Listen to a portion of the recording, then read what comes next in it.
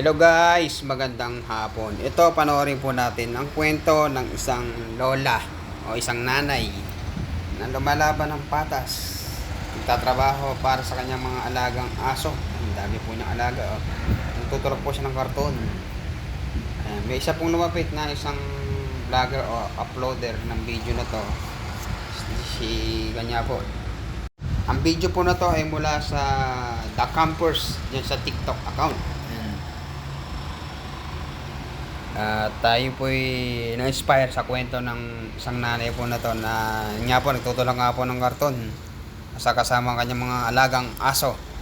Ayan po, panoorin po natin ang buong video at ang ginawang pagtulong ng nasabing uploaders. Hi! Good morning! Morning, ma'am. Yung bigay ng tulong ninyo at mga mayaman, inipon ko, pinagawa namin ng tirahan. Tatlo kasi nasunog ng aso ko. Matataba na rin sila dahil sa bigay ng tao. Sa Balubad Settlement po kami nakatilan, Nangka po. Nangka? Oo, malapit po kami sa Manila Water. Dito lang kami natutulog. Maulan, binababa ko lahat yung mga karton, tapos hilera, tabunan. Dito kami lahat sa sobrang mabait sila. Pagka wala ako, naglilinis ako ng buong palengke.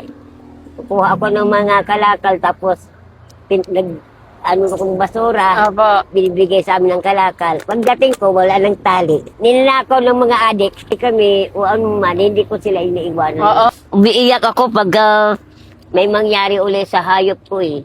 Kahit pag ganitan akong mga munisipyo nanguhuli ng hindi ko to ibibigay. Kahit anong mangyari, hindi ho. Kasama ko araw-araw yan.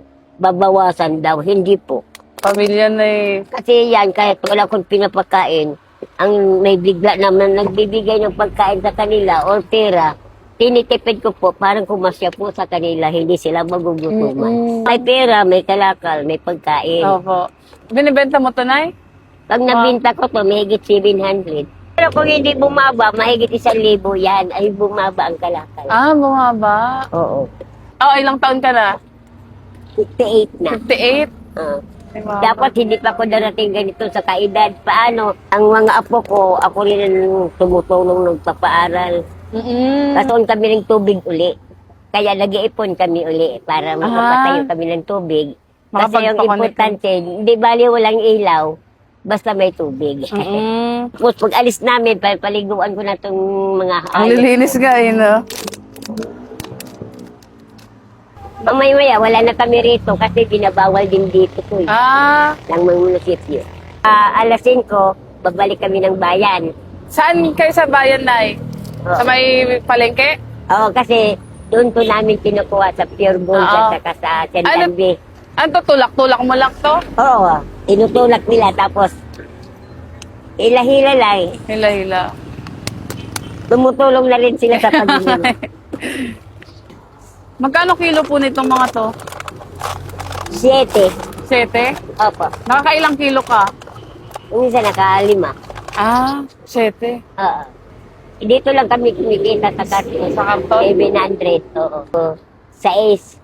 Pag nandito sa junk shop, 3 lang. Doon ko to binibenta sa mall. Bigat po, Nay, no? Ito mabigat. Mga mga 200. Araw-araw, ito yung ganito yung nakukuha nyo? Opo. Saan yung nakukuha ito, Nay? Sa grocery po at saka yung tulong po ng palengke. Si Sir. Dito kami sa gilid ni Sir. Hello, Sir. Kasi bago magtangali, malilim na dito. Maraming salamat po, ma'am. Tayo na.